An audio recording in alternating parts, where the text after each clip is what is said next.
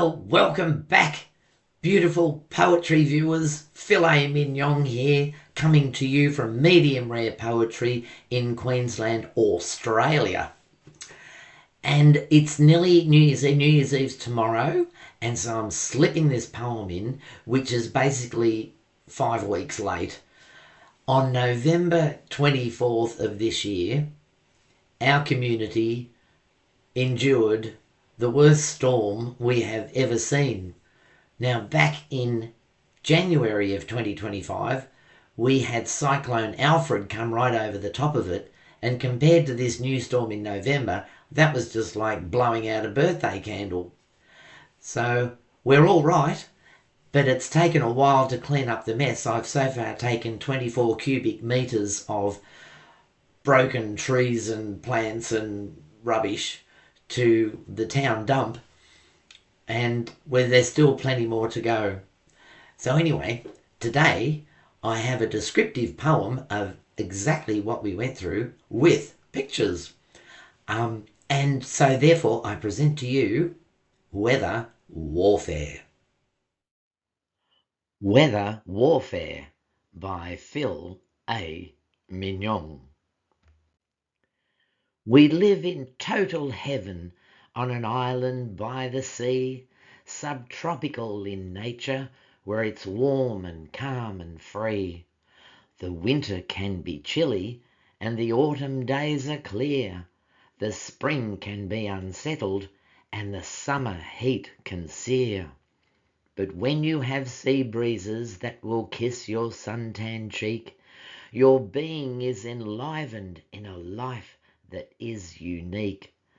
Adjacent to a golf course with a peaceful wooded view, we've kangaroos and butterflies and camouflage curlews. Our plants grow in profusion and our gardens are a treat. The tropic rains give life and its aroma is so sweet. The vista of our garden, with a fairway peeking through, brings peace and joy to happy hearts.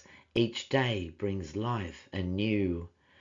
The build-up into summer can bring storms as seasons change. God rearranges furniture upstairs in his domain.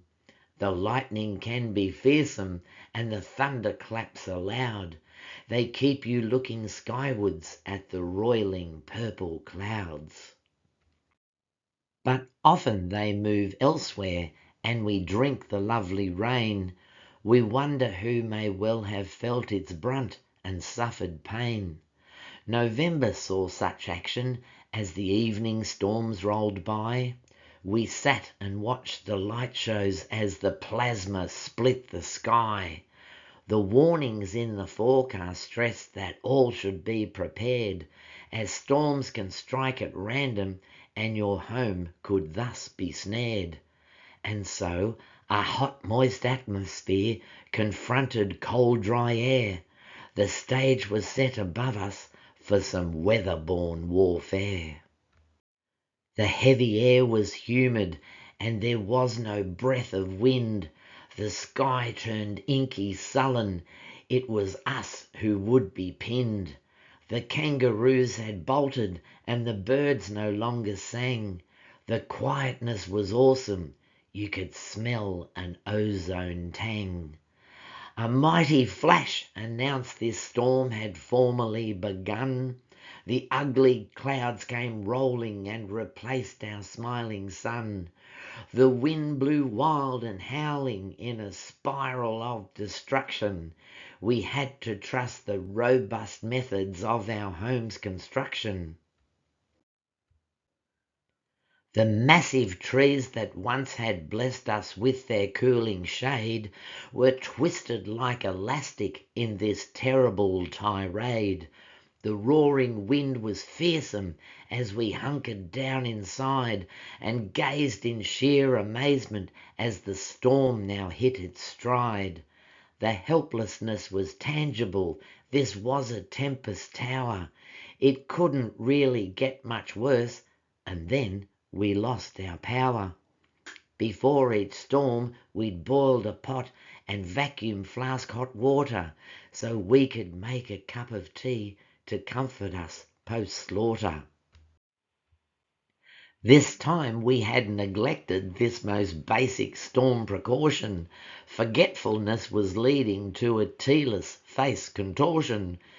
We have a lovely courtyard, it's a shelter from hot days, and while the storm was raging, this sweet haven barely swayed.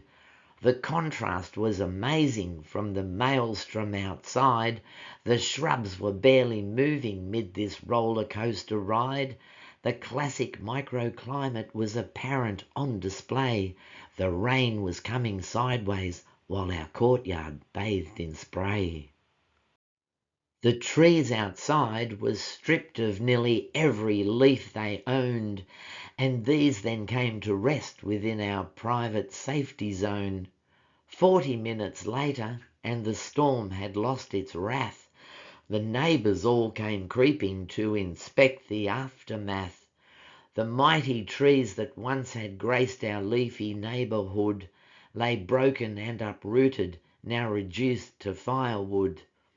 The windward side of every house appeared to be wallpapered, with shards of bark applied by what would seem a drunken draper. The gardens lay in ruins, and some roofs had blown away, but all pitched in to lend a hand, faced up to this doomsday. The roads were blocked with debris, so the chainsaws burst to life to clear the way for rescuers assisting with the strife. Before the storm, we prayed to have a dome of tough protection for us and all our neighbours to descend on our selection. And sure enough, although we were all plastered with a mess, our houses stood, we were alive, and safe with little stress.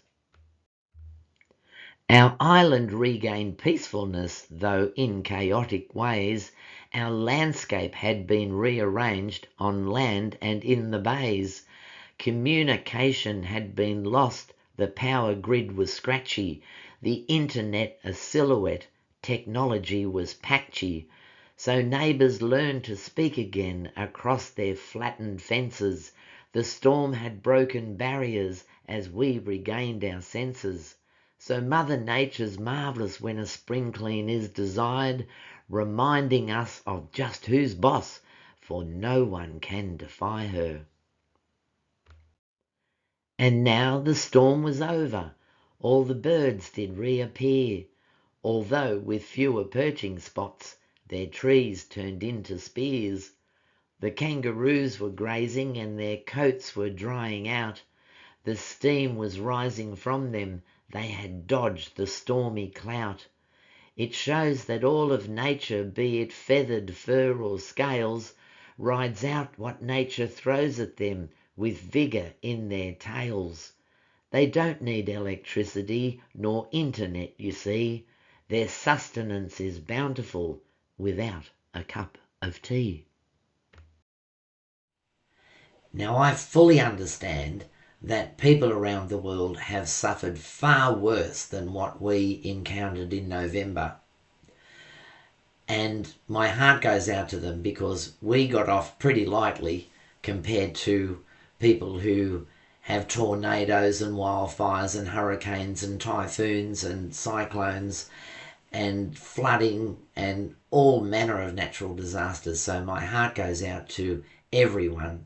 But I needed to write this poem because it was an event here that we rarely have on our beautiful island. I never told you before that we live on a beautiful little island in subtropical Queensland. Anyway, I hope you like the poem. Please like, share and subscribe. And with New Year's Eve coming tomorrow, our time, I'd like to wish you all a very happy 2026. And I'll get back to writing more poetry and visiting you a little bit more often as I work through cleaning up our mess. So please leave a comment if you like, and I look forward to seeing you in the new year. Bye bye for now.